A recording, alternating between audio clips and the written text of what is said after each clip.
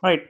Hello, everyone. Welcome once again to another episode of Investing with a Difference. And we are continuing our BP focus series with EOS Detroit today. And if you already know them, I think they're very visible the way they have contributing to the communities before the mainnet launch. This is the team. I'm sure you must have heard the names if you're in Telegram or if you're watching a lot of the video calls they are doing. So when I say video call, I think they are, if you go to their YouTube channel, they are the only source for most of the live content which is happening in EOS world, whether it is starting from sharing all the alliance meetings, even before that when there was a mainnet calls. I think this was my source for some of times when I was not able to track what's going on, and the BP calls. And so they have been streaming a lot of live content.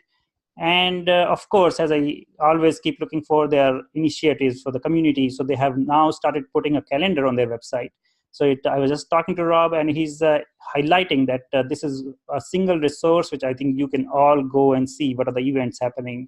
So do go to their website, and you can click on this community calendar on the top, and you should see all these details. Beyond all the efforts they are doing on EOS mainnet, so I think many of you already know that they are one of the founding BPs on Telos, and this is the side chain or sister chain as we call it, which is starting with a different governance plan. I think we talked about it in our channel earlier, and we will definitely discuss more about it as we go along in this particular focus episode. And I think other thing is, of course, they have also announced they will be part of the Worbli chain. And other initiatives which we are seeing is EOS Detroit is actually started a Boyd project. I think if you can join them, if you are interested in earning Boyd tokens. So this is, they are continuously taking part in various ecosystem projects with EOS. So without further delay, let's bring Rob into the call. And welcome, Rob. How are you doing? Thanks, Rahman. I'm doing great today, and appreciate that comprehensive overview of what we've been up to. Appreciate being invited onto the Investing with a Difference channel. You have been doing a service to the community, keeping tabs on everything happening week to week and doing informed voting. And for that, we're very appreciative. So yeah, thanks for the welcome. Good to be here. I'm glad to have you because I think you have been contributing quite a lot in terms of sharing information and keeping the community informed when the community was very small. So I really appreciate your time. And how do you feel right now? Like, what do you think is after this 3 months of ES mainnet? What are your views on how things are progressing? And what are you feeling like satisfied with the progress, because you have been one of the early stage block producers who started contributing and starting getting involved with EOS much earlier than many others? Yeah, good question. So it's really quite amazing to see how fast EOS has grown just after 3 months. We've seen blockchain performance records busted. EOS now holds the highest transactions per second for a blockchain, also the most transactions done over a 24-hour period.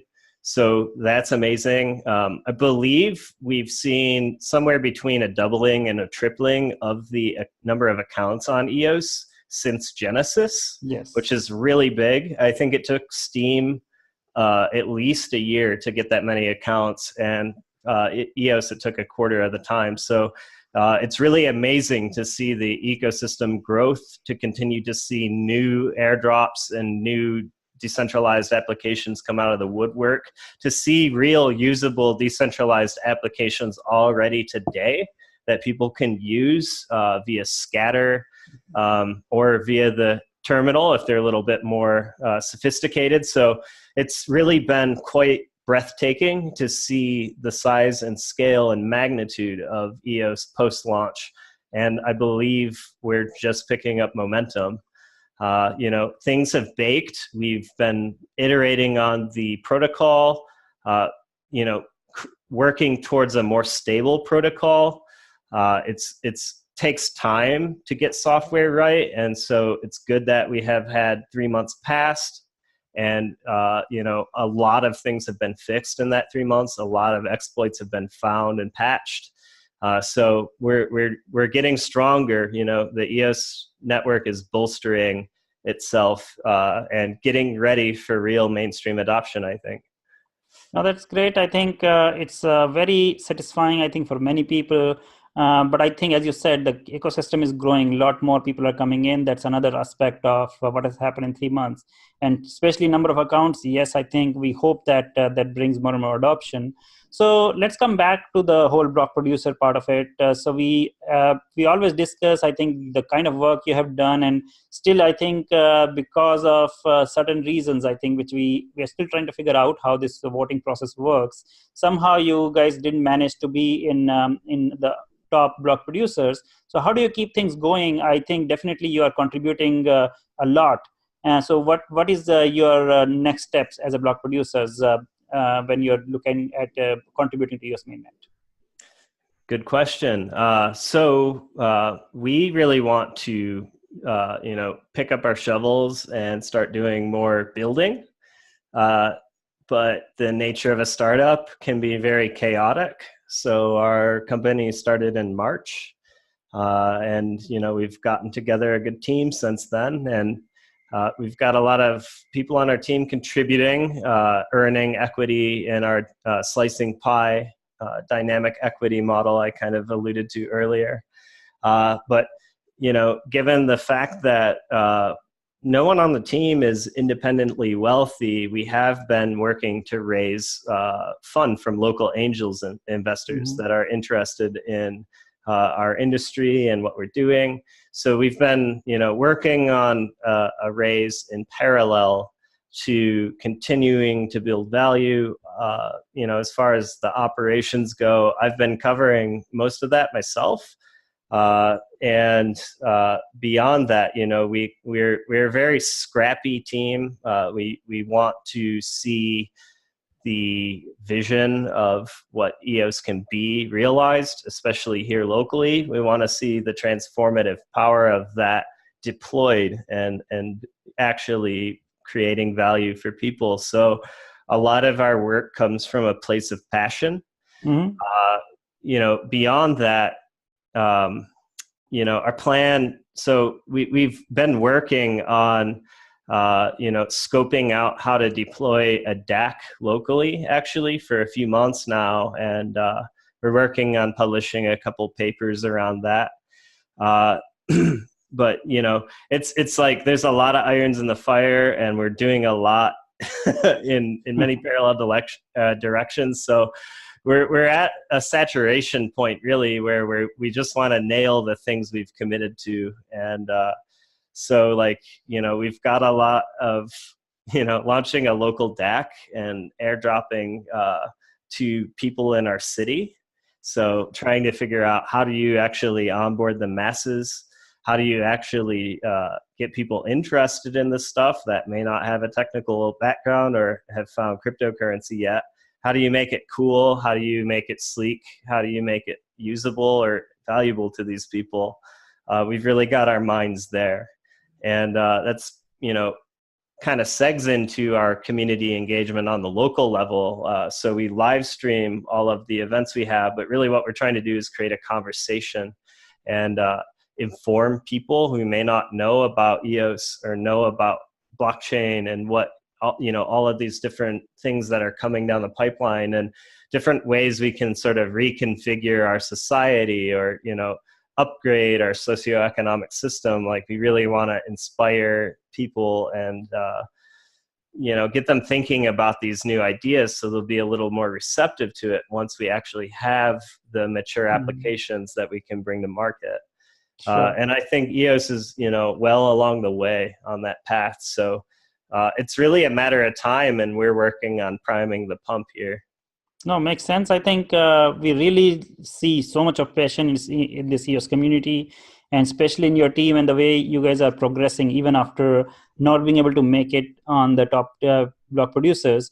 And from that, I would like to take into this the other aspect of it, that you have been a significant contributor in the sister chains. For example, the Telos or Telos, I don't know how you guys pronounce it, but it's still an unknown quantity. Like a lot of people are still trying to figure out, while I think we had a few conversations. In fact, the first time I heard about this sister chain was when we were talking on the phone about some other areas. And you told me, oh, there is something going to be launching. So, now I remember, like, these things are, when we discussed, it was very exciting because it only enhances the EOS IO ecosystem, not just EOS mainnet, but overall EOS IO main ecosystem. So how do you see today, like, do you see a lot of engagement coming in for these new projects? And also maybe you can talk about Worbli, because now I hear that you are going to be one of the block producers for this new sister chain, which is a lot of people are excited about. Yeah, definitely. Thanks for bringing that up. It's really important to understand that these sister chains are, the mainnet is the control, and the sister chains are the experimental groups. And through sister chains, we can try more radical experiments that we don't necessarily want to try on the mainnet because there's a lot of value at stake. We need to be more cautious there. So that's how I've always viewed these side, or these alternate EOSIO variants is, we're testing new conditions. So in Telos, there's the big change in distribution to actually cap the amount of stake that each account gets. That's a contentious change. That's something you obviously couldn't do on the mainnet.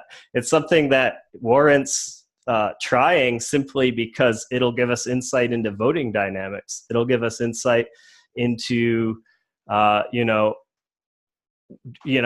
essentially the voting dynamics are the big part there, but it's also going to be interesting to see how the market prices something like Telos. And beyond that, I mean, there's protocol development happening on Telos that's different from what we have on the mainnet. So inverse voting dynamics, or the inverse voting mechanism rather, says that the more BPs you're voting for, the more powerful your vote is. So you actually don't get 100% vote if you only vote for a few BPs. It's actually limited down much lower.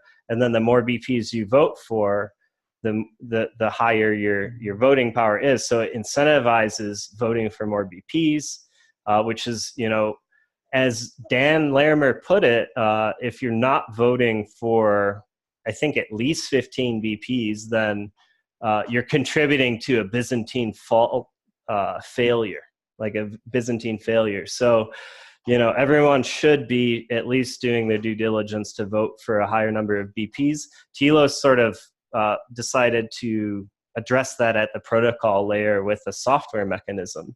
That's something that the mainnet could say, hey, that's a really nice feature. We want that, and borrow it from Telos. So for those reasons, we think it's really valuable to support sister chains. And with Worbli, they're leaning more towards being totally compliant and friendly to regulations, and having KYC embedded at a protocol layer. And this is also interesting because it essentially becomes the Ripple of EOSIO. That's how I view it. And it's like, well, some businesses aren't going to have the risk tolerance to go straight to the jugular and be on the EOS mainnet. So for some of those more conservative businesses, if we can offer them a chain that works for their needs but still gives them the benefits of the technology, that's a win-win. And especially with both of these chains, every EOS Genesis, well, for Telos, it's the EOS Genesis holders. For Worbli, it's anyone who had EOS on September 7th. So, they have different snapshots, but the idea is it's okay. We don't need to be so worried about forks because we all get bought into all of the forks as long as you're just holding EOS. And then, you can watch all the experiments play out. And if you decide you want to trade on like where they're going, you can. But, we're all sort of along for the ride on all these things. And it also allows teams that aren't being incentivized to continue another place to have a chance to find revenue that can sustain their company. So for us, it was a no-brainer strategic decision. Like, we want to keep doing what we love, and we're really passionate about it. So if the EOS voters don't hire us, then we'll go find opportunities. And really, the opportunities came to us, and we said yes. So it's really a matter of, there's some business strategy there for us, and I can totally understand why a BP that is higher up in the vote may not decide to be a public supporter of something like Telos. Totally makes sense. It's a matter of game theory at that point.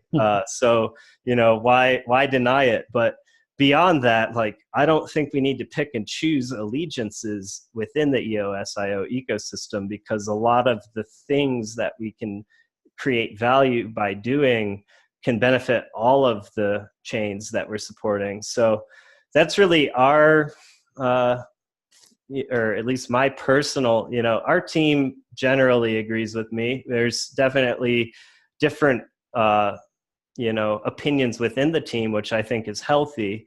But in general, that's our approach and our philosophy on it. And, we think that it's going to be all good for everyone involved. No, I agree. So I think there's something which we covered when this announcement happened. I think there are a lot of strange reaction from people, and I was giving the same argument to people on, if you remember the video which we did. It is more about like, either we can lose all the people who are so involved, and especially like team like yours, which has we have seen you contribute even before mainnet launch, and a lot of other good resources we have in the block producers who are not right now getting any rewards from the EOS mainnet. And you need to keep the candle burning, and so you need to have the stuff going. So it's very good actually, because now you are again giving back by doing the same software is being used with a different governance or in a different model like Worbli, and you keep investing into EOS. And I think that's a win-win situation. Now let me get back, and I think a lot of people give you an argument about these experiments you talked about on Telos.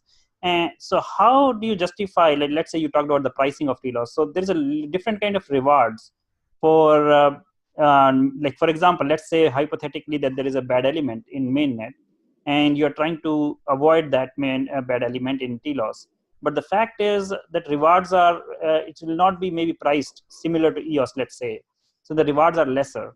So I think the success of Telos is very important to really define whether these experiments will be, can be measured in terms of comparatively with EOS. So what do you say about that?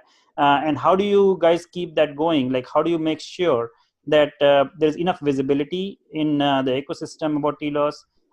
One thing which I think I really liked is, for example, that this lot of app developers were struggling to buy RAM for EOS mainnet after the RAM prices went up. I think this is one perfect example for Telos to say that, okay, here we have, like Worbli saying that your account creation is almost free because they don't plan to speculate on RAM. So are you seeing that kind of excitement in the app developers, or do you see any more people approaching you to develop on Telos or Worbli? That's a good question. Yeah, in general, I know one thing Telos is doing is seeking to provide the first 1 million accounts for free. So, earmarking resources upfront to say people who come, can get a free account. So trying to reduce a little friction there. In general, Telos has some interesting bits in the Constitution, or in Telos, it's known as the Telos Network Operators Agreement. And that actually okays proprietary DApps. So in the EOS mainnet, we have a clause that says all DApps should be entirely open source. This is one of the arguments for why, an app like EOS Bet may not actually be covered under ECAF. They just had their recent hack. ECAF wasn't fast enough to respond for EOS Bet, so regardless, it didn't matter. But the thought was, hey, you guys said you're closed source, and that's against the Constitution, so you shouldn't be covered if you're hacked. But in Telos, it's okay. So dApps that want to keep some aspect of their stack, closed source, are free to launch on Telos and free to still benefit from arbitration. Now, we know someone could deassemble the WebAssembly files and try to sniff at the code. And then in general, the best practice is to open source code, because then we can build confidence in what it's actually intended to do and audit it. So I'm not really advocating for not open sourcing, and you'll see all our code will be open source. But in general, like, this creates a new consideration for dApps, because maybe if they do want to keep part of their stack closed source, they can go to Telos, they can still be protected by arbitration. Whereas with our current mainnet constitution, it's been discussed, maybe they wouldn't have actually been covered. As far as Worbli apps go, we're a little recent to Worbli, so we're still learning more about it. We really joined up about 2 weeks ago. I think we were their last initial block producer to join. Or one of the last at least. So, I'm really interested in learning more about Worbli. I've been, I want to understand that ecosystem better. I don't know. I know that Worbli is building apps themselves internally. I'm not sure to what extent there has been outreach for third-party dApps for Worbli, but I gotta assume that there probably are some leads and some companies already looking at it. I just am not aware of them yet. All so, right. Yeah, that's an interesting aspect for Telos and Worbli. Telos has a lot of interesting things going on with it. I know there's been discussion about attempting to stabilize the RAM price using the Telos Foundation, which is actually a DAC that will it'll function as a funding body that has 6 million Telos that it can use to pay for proposals. And it could also, part of the intention was to have a float of Telos available to attempt to stabilize the RAM market. So that's more like Federal Reserve-esque, right? Because you've got some knob twiddler trying to stabilize it. I personally am not a fan of solutions like that. But when you're a part of something bigger, you kind of, once in a while, you have to make compromises. So like, Telos can't just be the chain we want. It's the chain that a group of people want. And, we can advocate for certain aspects of it, but at the end of the day, it's a collective work. So there's always compromise. Sure. So I think that's a great example you gave, where you, this is the part of the community building, you're trying to build a new community with Telos. So let me ask a few quick questions. So let's try to, because people don't understand Telos that well. So let's ask a few things. For example, let's say if I'm writing an app, can I, if I'm developing an app for mainnet, can I still run it on Telos if I want to? Does it give that? Okay. Yeah, I don't think there's any reason why you couldn't. In fact, I've been talking to EOS Bet directly, like saying, hey, it'd be kind of cool. Like, keep your bet token on mainnet, create like a side chain with Telos, like some sort of two-way peg with Telos, allow people to gamble their Telos on EOS Bet and pay out those dividends to the bet holders on mainnet. Oh, that's a great idea. Why not? I mean, I'm trying to put bugs in people's ear when I think of wacky stuff like that. But yeah, in general, I mean, I think you can. It's the concept is to change as little as we need. So there's some changes to voting and some changes to also how block producer pay works. So on Telos, all of the actives earn the same rate and all of the standbys earn the same rate. There isn't a vote-weighted increase that we see with the mainnet. And also the standbys get rotated in periodically to test them. So there are some changes, and that's more like Steam. Steam already has that wildcard 21st slot. So, but the idea is we definitely don't want to diverge so far away from mainnet that we can't pull in changes that Block.one are making, because they've got a lot of, as the creators, we definitely want to leave that option open to continue to bring in all of the great stuff they're building. So it's a kind of a balancing act. Like we're tweaking it and making some changes where we can, but we don't want to totally rewrite, because then it becomes harder to merge changes. So, that adds another dimension of complexity. Sure. So let me ask some other questions which people have in their minds about Telos. So when is the mainnet? So when can we expect to see Telos to be ready and operational? And when do we will get airdrops? Good question. So the first Telos go, no-go vote is on September 28th. All right. And there's actually, on the Telos Foundation website, there's a launch checklist. So up front, we've decided, rather than having a bunch of no-go, no-calls where people debate whether or not it's time to launch, let's just draft a set of criteria. If all the criteria are met, we launch. So the first call to actually discuss that will be September 28th. So it could launch then. And as far as how to go about getting your airdrop, so because Telos is using the same snapshot as EOS ERC20 Genesis snapshot from June 2nd, you will use those same keys. Now, what we have been recommending to everyone is, as a matter of principle and just good security practice, you want to make sure that your mainnet account with your EOS has different keys when you go to import these keys elsewhere to claim airdrops. Because Telos isn't going to be the only chain that does this. I'm pretty sure Evolution is another one that's looking to use the Genesis snapshot. It's lesser talked about. They've been kind of quiet. I don't really know what the status is of theirs, but as we see chains attempting to use the EOS Genesis, we want to make sure that people don't get compromised in case there's a malicious chain.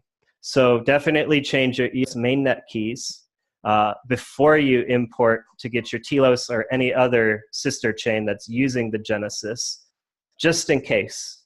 Like, I totally believe in Telos and the integrity of it, and the code is also open source, which is definitely a prerequisite for a blockchain. But beyond that, I mean, we just got to be careful and teach people good habits. So sure, I think it makes sense. This is exactly what I was talking about at one point. But you need to understand that there are very few people who have actually even accessed their tokens. There are a lot of accounts, Genesis accounts, which have not even touched their tokens. Because crypto in general historically has been a cold storage kind of operation where people buy and they just store it for long term. That's how I think Bitcoin is operating for a very long time. You see a lot of tokens which have never been touched. So I think there is going to be a challenge personally, and definitely people don't even have a understanding. Like Evolution you talked about, in my book, it was kind of a dead project for some time. While I don't know the teams, I should not comment about it. But what I would say is they have not been that visible. They have not been communicating that well. While Telos is, I think, have a lot of credible block producers. So how do you break this barrier of people saying that they are not comfortable changing their keys? Because now you're talking about changing owner keys, which is going to be a tricky part for a lot of people. So I would say Telos has a responsibility to educate people Or do you think Yeah, it's a better way to indeed. work with another better way I would say is to work with existing wallets which have a good reputation, where Mhm. you can get some permissions from using those keys, and let users create new keys. That's what I think would be even better idea, where you get authentication. And I heard that Worbli is trying to do that. So what Worbli is trying to do is they will take some kind of authentication from either Scatter or some other way, and then they will allow you to create new keys for your account. So they will let you create accounts. They will let you create hopefully new keys. I don't know whether they are going that way, but it's Mhm. more about authenticating with Genesis keys rather than using the keys to be imported. So I what do you say see. about that? I think it's a great idea. And I do agree that we do have a responsibility as a project that is launching, uh, and requesting people to import their Genesis keys to claim, to due diligence and make a best effort to provide educational materials in static places, and to really get loud about that. And at the very least, like, we need uh, we need a good UI for rotating keys. Mm-hmm. I'm not sure if EOS Toolkit or my EOS Toolkit or any of those wallets have created GUIs around that, but I do know it is a bit of a bear on the CLI. So obviously, for most people, they just want to go to a web page and maybe use Scatter and get in and do it in like a hardened form UI that's already been used 1,000 times to do this, and just really have that assurance. And I think that's really important. And this little conversation about it actually, I'm going to bring it up because we do need to address that this month.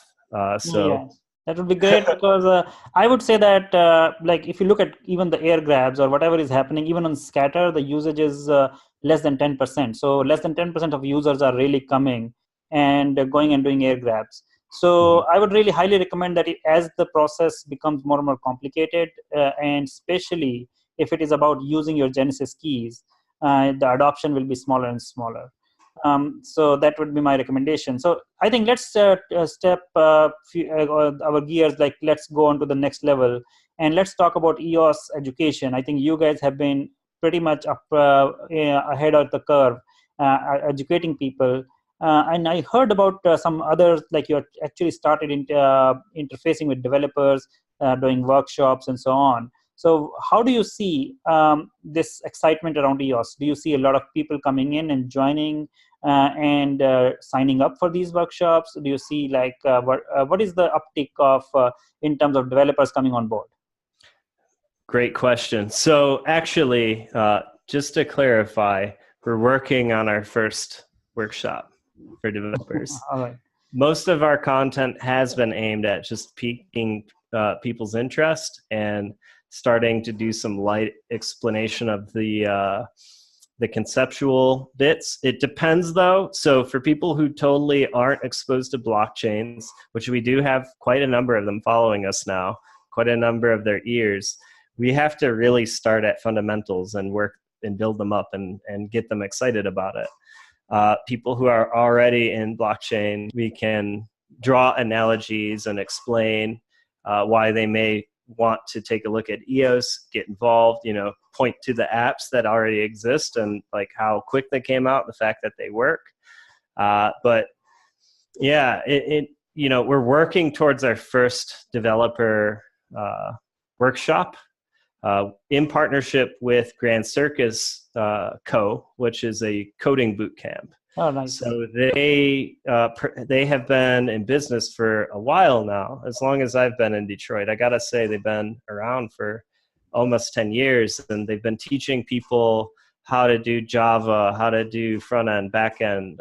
They have mobile, like they have all these different classes to help people pivot their careers. So it's more of a adult education, come into our boot camp, learn how to do this stuff. And we have good connections there. We actually base our co-working place out of there. So we do have some space for our team. And, we're working to create just a one-day EOS workshop to start, just to are you a web developer? Well, come join us, So we want to target people who already have some development knowledge and kind of help them cross the chasm into EOS and understand like blockchain doesn't have to be scary, and draw the analogies. So as a result, I went and built a simple web app for Telos to manage our Telos Founders Bounty tokens. So rather than just allocating the tokens arbitrarily, I got everyone in the Telos contributors group to buy into using the slicing pie model, which we're using locally or within EOS Detroit. And I built an app to manage that so people can put in time contributions, cash contributions, and this model will simply spit out the breakdown. And so everyone can come self-report. Work group chairs actually approve the contribution, so we do have a light arbitration kind of built in. That's more, it's really based on an honor system, but we can it's all transparent, so we can check each other. And the idea here is I wanted to build an app that I could convert into a decentralized application, document that whole process, and generate the curriculum for our workshop. So that's in progress right now. And we're excited. I think that we'll be able to have the workshop in Q4. So that's really our goal, is to actually get this thing on the calendar. It kind of depends a little bit on Grand Circus and their scheduling. So it might be Q1 2019, but we're looking to do this as a pilot and build up from there. So we'll do our first workshop, and then we'll based on feedback, we can convert it into a series and actually create, a set of tools. And ideally, what we'd like to do is take that curriculum and share it with the community too. So now we don't have to be the only ones that can host this workshop. We can spread it around. So that's, just something, I think it's really important to give back our skills, really fortunate to be a developer, to be so close to the bleeding edge of technology, and, taking a little time to give back, and especially with EOS, which is so new and so misunderstood, trying to help iron out some understanding there is important. So, we anticipate it'll be valuable for the community, and so we do it. And I think it's up to the voters to choose. Yeah, no, it's a great initiative, and it is actually very close to my heart in terms of enabling developers. I keep talking about it in our show. In fact, we are hosting a conference on November 12th in San Francisco, trying to bring in people, and definitely we would like to add more workshops. So I hope you can consider this as my invitation. I hope you guys can join us and help us build more awareness with developers. Yes, definitely. I think we'll make it to SF for the hackathon. So if we do make it, then we'll definitely be at your event, because why not? Of course, it's a great.